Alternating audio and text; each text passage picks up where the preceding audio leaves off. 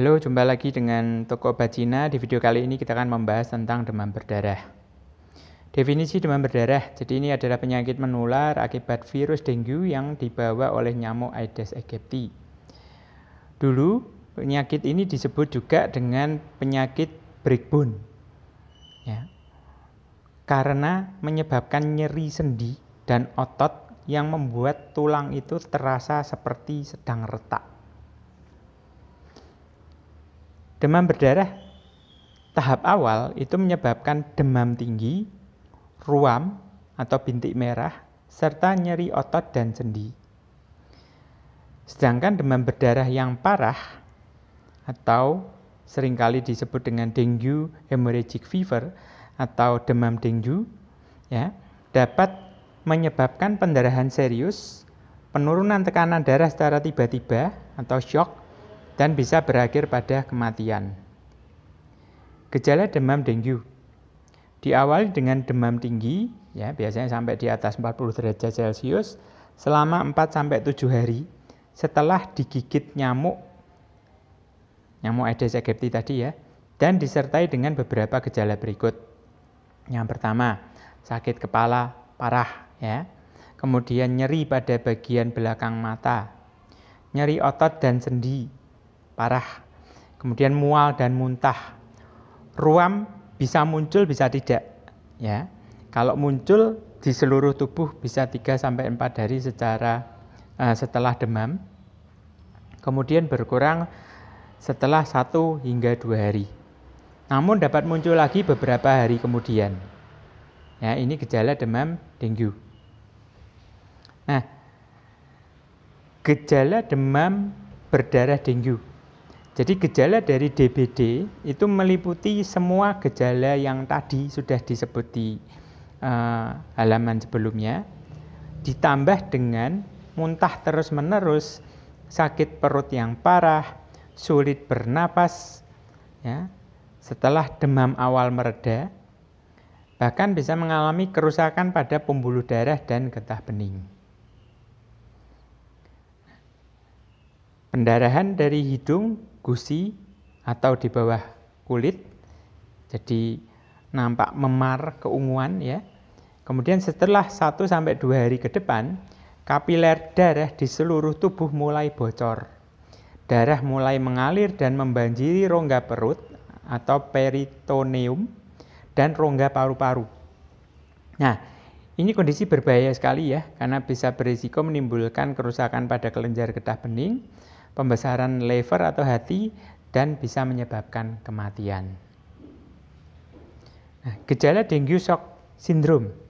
Jadi gejala ini meliputi semua gejala dengue, semua gejala DBD, masih ditambah lagi dengan kebocoran di luar pembuluh darah.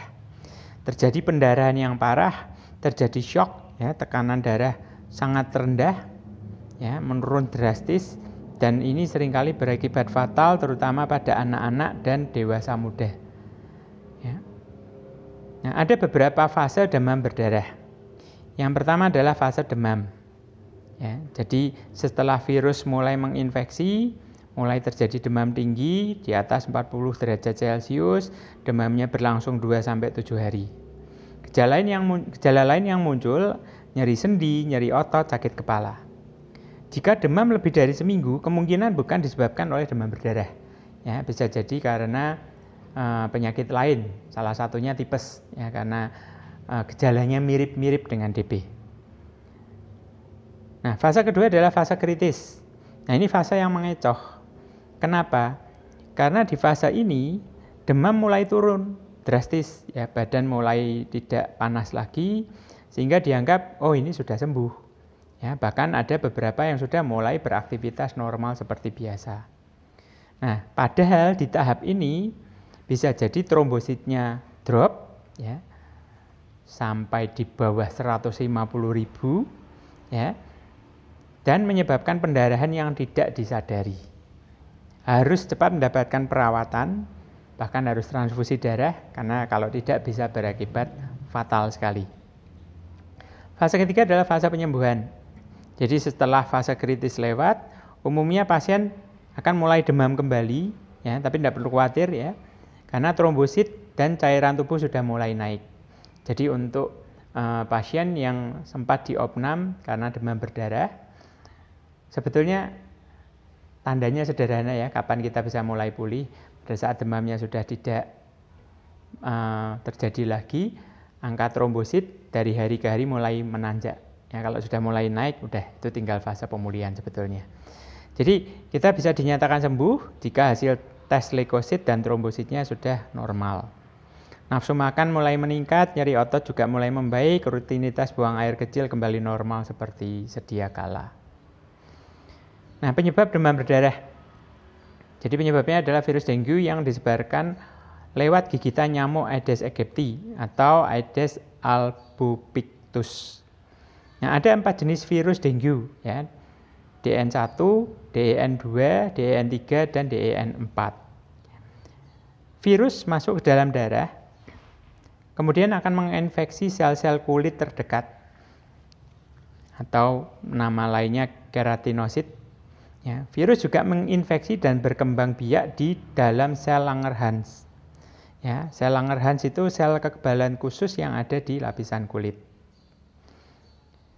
Nah, sel yang terinfeksi virus itu masuk ke kelenjar getah bening dan menginfeksi lebih banyak sel yang sehat. Ya, dan ini bisa menyebabkan terjadinya viremia.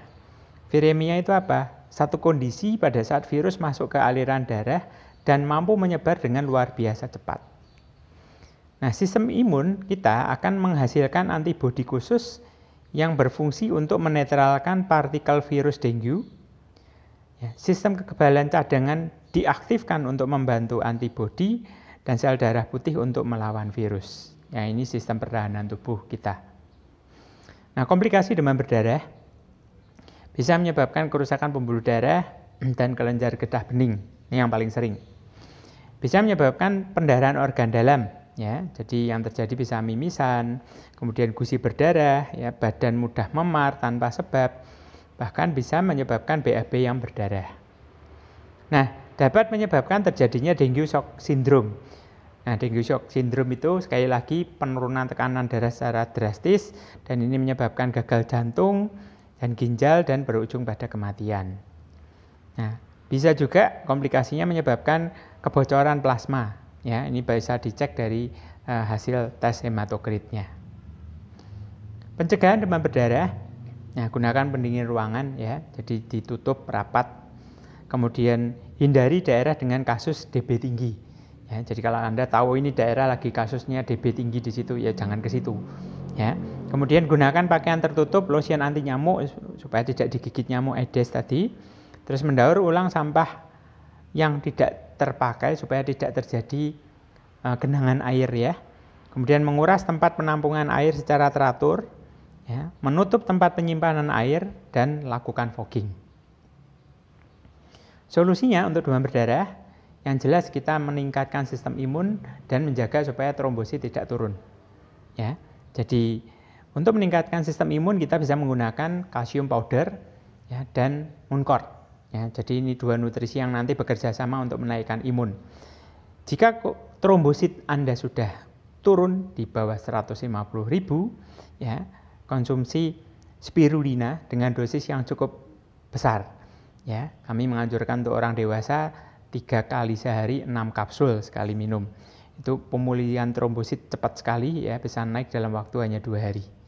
Ya, jadi ini penting sekali ya, karena indikatornya salah satunya ini ya, untuk dinyatakan sudah sembuh atau belum. Baik, ingat the first wealth is health. Harta yang paling utama adalah kesehatan. Untuk Anda yang mau konsultasi bisa call, bisa chat di call center kami 0817 5474 671.